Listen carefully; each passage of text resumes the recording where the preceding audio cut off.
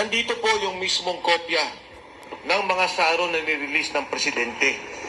Ito ang program allocation can only happen kung merong extra fund as explained by Attorney Manny Luna. Pero kung titingnan nyo, yung mga SARO na nirelease ng ating Pangulo, February 27, 2024, 807 million. February 27, 2024, 394 million. February 27, 2024, 462 million. Pebrero pa lang, wala pang ang revenues. Ito na po, ang unprogram allocation, hindi na ho makakailan ng Presidente kasi siya mismo ang kasama para sabihin may extra revenue at i-release niya ang pondo para dito. Ito po ang kopya ng buong GAA na kung saan pinagbatayan ang release ng unprogram allocation. And again, as pointed by Attorney Manny Luna, lahat galing, lahat napunta o karamihan, majority, flood control. Ang aking pong topic, based on the impeachment complaint, is the health, yung Philippine health insurance, yung ating pong PhilHealth. Again, nirelease po to ng ating gobyerno, 89 billion, mabuti na lang, nahinto ng Korte Suprema at 60 billion lang ang napunta doon sa National Fund. Another fund is the PDIC. Yung PhilHealth to, kung titingnan nyo yung history ng PhilHealth, nauna po yan nung ginawa ni GMA, nagkaroon with cooperation din LGU para sa mahihirap. Nung umupo si Pinoy, in-expand niya ang mga benefits ng mga mahihirap. During the time of President Duterte, ginawa niyang universal healthcare. Kaya po, ang pondo ng national government every year, on average, 80 billion, nagbibigay tayo sa PhilHealth.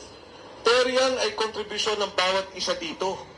Yung contribution ng national government para tulungan ang senior citizens at ang mga mahihirap. Kinuha ang pondong ito na 89 billion na nahinto nga po. At again, saan napunta yung pondo? Napunta sa mga priority, sa mga high kickback, ang program, high SOP, no, na mga proyekto, yung flood control program. Kasama ho ang PDIC. Ang PDIC ay dapat insurance ng bawat Pilipino sa bangko. Pag naglagay ka ng pera, nagsara ang bangko, alam mo, merong babalik na pera sa'yo. Kinuha din ang 107 billion at nilagay sa national government funds. Ito ay isang malaking paglabag, hindi lamang sa saligang batas, hindi lamang sa batas ng PhilHealth, sa universal healthcare, kundi pagyurak sa karapatan ng bawat Pilipino. Di ba ang sabi ni Dr. Martin Liachon? Kaya ikaw, Marcos Jr., mag-resign ka na kasi. Talagang matatadtad ka ng kaso sa susunod. Imbis na expand mo ang PhilHealth program, Correct. nasa ibang bansa, Tony Liachon, ang sinabi niya, imbis na expand ninyo ang PhilHealth na katulad na ginagawa ng Singapore, Japan, Korea, 10% lang ang kontribusyon ng kahit sino sa mamamayan nila. Kahit na maluba ang sakit. Eh dito sa atin, almost 40, 50, 60%. Pag nagkasakit ka, wala halos nakukuha ang benepisyo. Yan ang tingin namin pinaglabag, ang ginawang paglabag ng ating Pangulo. He was involved in the transfer of funds at paggamit ng funds na to para sa mga flood control at high kickback projects. So with that, we go to point number 3. Yes, yung rider na ginawa ng Kongreso, yes. Alam mo, ang unprogrammed funds kasi, hindi yan kasama sa budget. Because under the law, sa Constitution, yung National Expenditure Programs, pag-present ng Pangulo yan sa House of Representatives, ang definition yan, it is a program of expenditures and source of revenue. So, yun yung NEP at magiging GAA. Pero sinaksakan nila ng unprogrammed fund. Ang unprogrammed fund, it does not belong to the definition of the budget. Kaya, it is, at saka parang binigyan ng poder ang presidente na siya nang mamamahala sa pag-dispense or pag-disburse ng unprogrammed grant. it is considered as undue delegation of legislative power. So, yun po is unconstitutional. So, yun po ang isa sa mga issue dyan. Okay, yung rider, binabanggit ng Atty. Maniluna, yung sinabi nila, if there are excess funds, pwedeng gamitin. The President signed a GAA, the rider was there. Ito yung rider na ginamit na provision to transfer the funds of PDIC and the health fund. So una ho namin punto, yung fiscal violation as pointed out, yung diversion ng funds ng healthcare at saka ng PDIC. Yung pangatlo po dyan, and kasama po yan sa mga ebidensya namin, alam nyo marami tayong mga proyekto na dapat isagawa. Pero isa na lang ang ipo-point out ko, yung po Metro Manila Subway. Ito sana ang isa sa mga proyekto na natapos ng Pangulong Bongbong Marcos by 2028. Pero dahil ang pondo ang ginawa nila, baliktad naman to. Yung isa, kinukuha yung pondo, nilalagay sa unprogrammed. So for 3 years, more or less 1.5 trillion ang nilagay. Ito naman, unprogrammed allocation. Yung pangalawa naman, kinuha yung nasa pondo ng ODA, inilagay naman sa unprogrammed. So yung Metro Manila Subway na dapat may pondo taon-taon, binabawasan nila, nilalagay sa unprogrammed allocation. Because of this delay, combined 6 projects including the Panay-Guimaras Road, ang penalty na po natin, sa Metro Manila Subway pa lang, 100 billion na. Ang projected penalty natin of all the projects is about 200 billion. Dahil kulang ang pondo natin. And more importantly, delayed na ho ang project. So si BBM will not be able to sign or to inaugurate the subway, Metro Manila Subway, that we hope to have in 2028. So with that, we go now to the personal integrity and drug use. So may I call on Ms. Cathy Binag to expound on this. Magandang hapon na. So, naway busog naman kayo kahit paano, no? Basically, ang tagal-tagal na hong nananawagan din ng lahat ng mamamayan. Ever since 2024, lumabas po ako ng late 2020 o mid-2024. At ako yung nagsabi, may problema ho sa paggamit ng illegal substance ang ating presidente. Pero until now, kanila ho itong binabaliwala at hindi ho nila pinapansin. Ngayon ho, nakita ho natin sa lahat ng nangyari sa ating bansa, ang pagmamalaki niya sa flood control projects na 5,000 na sabi niya na nakita niya at ginagawa na nila. Then when he was signing the GAA, also, he was so proud that he read everything, 4,000 plus pages. Sinabi niya, binasa niya, and sinabi niya, I didn't see anything wrong with that. But ngayon po, nakikita natin na may problema. Kitang-kita, lantaran, from PhilHealth sa lahat po, ang program funds, lahat na lang, di ba? Pati yung PDIC nga, yung ating ekonomiya ay magsasuffer with that. Kasi lahat po tayo, pag tayo na Kawatan talagang magnanakaw, Marcos magnanakaw ay talagang magnanakaw. sa Yun bako, yun. yan po talagang ginagawa natin, no? So ngayon, with all that, makikita niyo po doon na may problema ho, na wala ho siya sa sarili. And I think talaga, talaga po, gumagamit siya ng pinagbabawal na droga kasi hindi rin naman ho siya nagpa-check up, no? So ako, nakita niyo naman, nung paglabas ko, sinabi ko yung problema na gumagamit siya ng droga. Nung rally po, nung nakaraan ng INC from November 16 to 18, nagsalita ho si Senator Amy Marcos at sinabi din niya ang problema ng ating presidente. Napakahirap po nun bilang kapatid para sabihin mo yun publicly. And sasabihin ng iba, baliwala. Tapos sabihin nila, ginagawa namin to kasi Duterte align kami. Alam nyo, kahit sino ho ang kumontra sa Duterte align na yan, na ay kumontra sa ginagawa ng kamalian, sasabihin nila Duterte align. Sorry, bullshit yan. Tingnan nyo nangyayari sa gobyerno, sa ating bansa. Ang daming naghihirap. Eto pa rin. Yan, history of cocaine and marijuana use of President Ferdinand Marcos Jr. The reaction of the Marcos family. Anong reaction? Wala, di ba? Di ba? Wala eh. Si Senator Amy Marcos, napakahirap nung ginawa niya. So, saan tayo pupunta? Di ba? parang wala siyang alam. Sinabi ni, isipin mo ha, si Congressman Toby Tiangco, sinasabi niya, sabi daw ng presidente, kay Saldico, at saka kay Martin Romualdez, ilang bahay pa sa Forbes, ilang caviar pa kakainin nyo, at ilang Ferrari pa ang gusto ninyo. Alam na alam niya yung nangyayari, pero wala siyang ginagawa. Until now, wala pa rin. Sabi nga ni Senator Rodante Marcoleta, puro sapsap ang kanyang pinapakulong. Yun. Ayun, same. Yun nga, narinig ko kay Aimee na nagdodroga siya. Sino yung mga kasamahan niya, na sobra siyang gumana sa drugs. Meron pa nga na minsan daw parang nag-blood transfusion niya kasi feeling nila malilinis kapag nag-blood transfusion sila and everything. You can see it. So, yun lang. Wala na akong ibang dapat sabihin dito.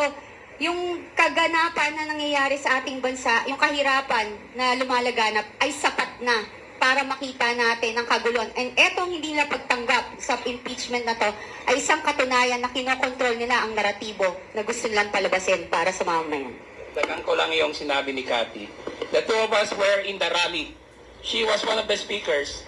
Siya nagsalita bago si Senator Aimee. I was at Quirino Grandstand. Nasa baba ako. We were shocked when Senator Aimee Marcos bared all dito sa alleged drug use, cocaine use, and marijuana ni Presidente Ferdinand R. Marcos Jr.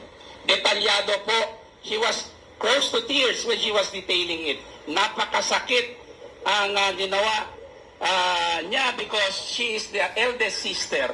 Sinabi niya sa amin doon that ito para sa national interest ito. Bilang public official, hindi niya pwedeng itago ito. Pero masakit sa kanya kasi kapatid niya mismo ang ibinulgar niya dito sa alleged cocaine and marijuana use. At ito ay labag, a betrayal of public trust because she executed an oath of office upon assumption of office, di ba?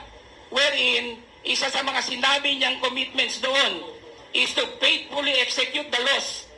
Ano yung batas na nilabag ni President Ferdinand Marcos in using drugs, allegedly? The Dangerous Drugs Act. Bawal ang paggamit ng marijuana at ng cocaine. These are dangerous drugs.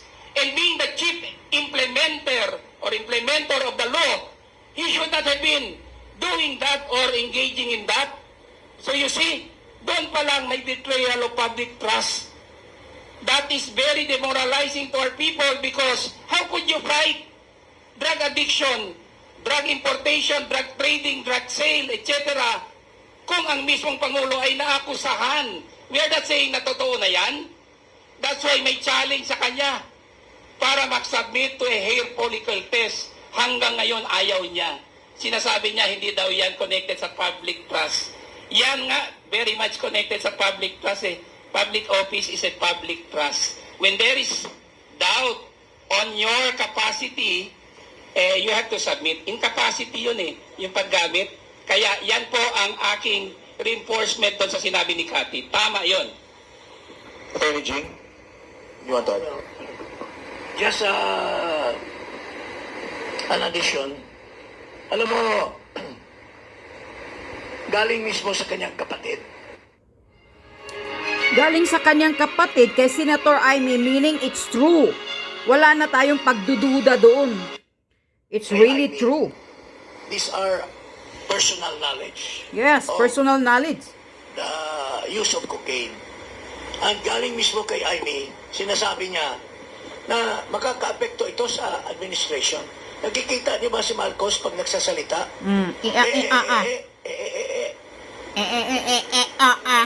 Tapos dala patawa-tawa kunyari. Pagka hindi nakargahan ng drugs, gumaganon siya, Maski doon sa Dubai, siya.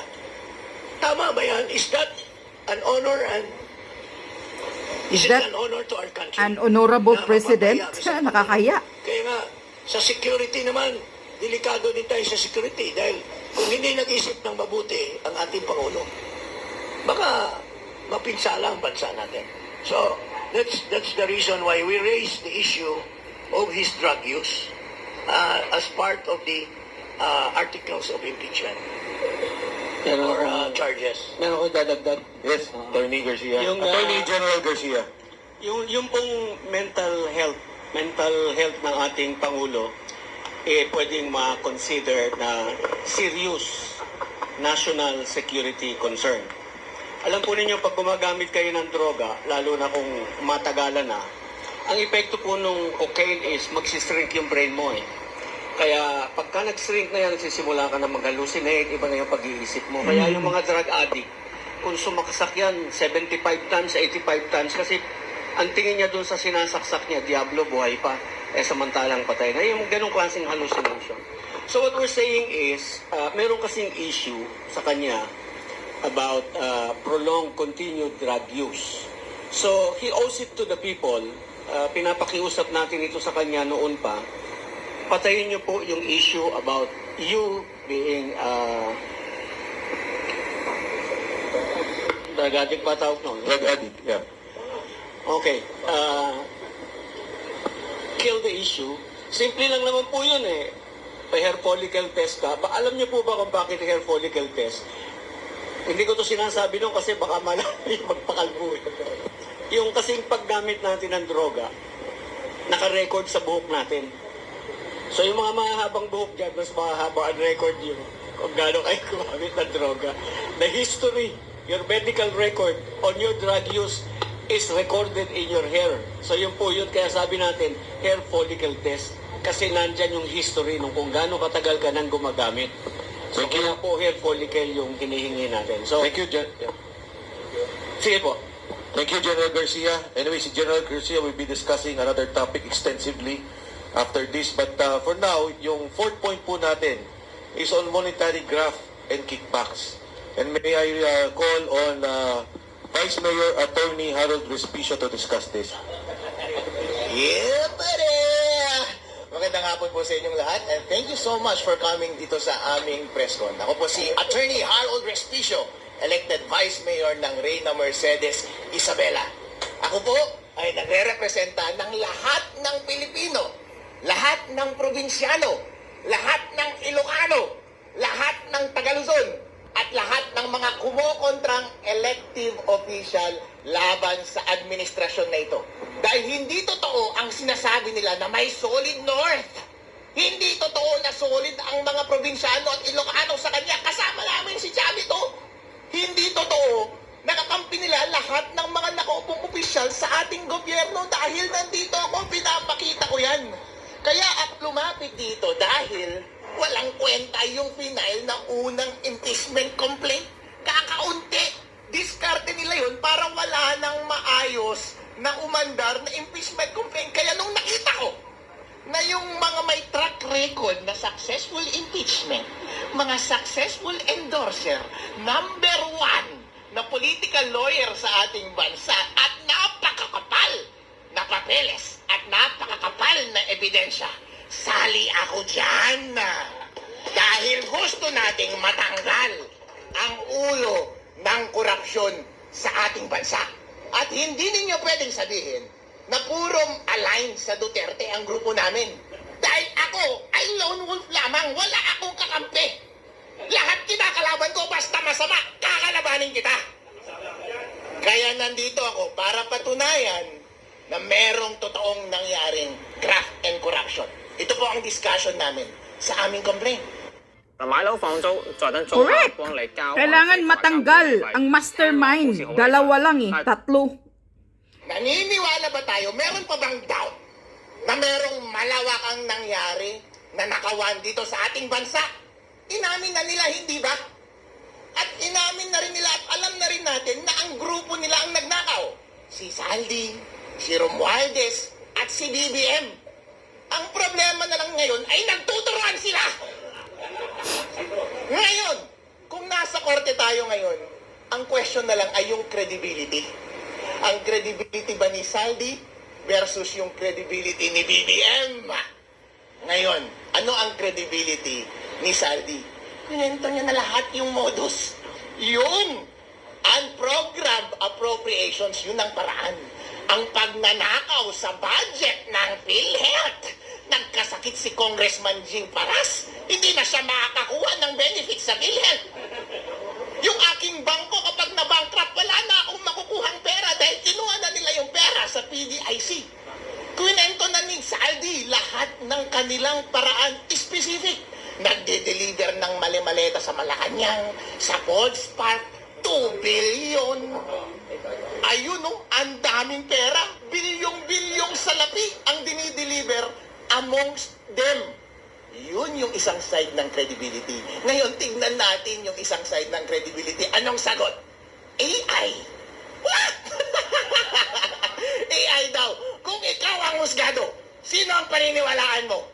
Yung kasama sa conspiracy na tinuturo nila ang bawat isa o yung nagpapalusot na mastermind? Alam na yan.